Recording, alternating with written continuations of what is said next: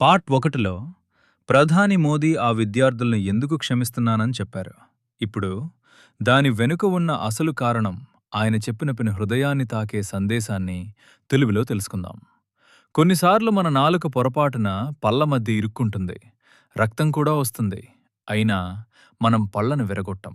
ఎందుకంటే పళ్ళు కూడా మనవే, నాలుక కూడా మనదే. అలాగే ఈ పిల్లలు కూడా మనవాళ్లే. వారికి సరైన దారి చూపించడం మన బాధ్యత. దారి తప్పిన వారిని సరైన మార్గంలో నడిపించడం కష్టమే. కానీ కష్టమైన పనులనే మనం చెయ్యాలి.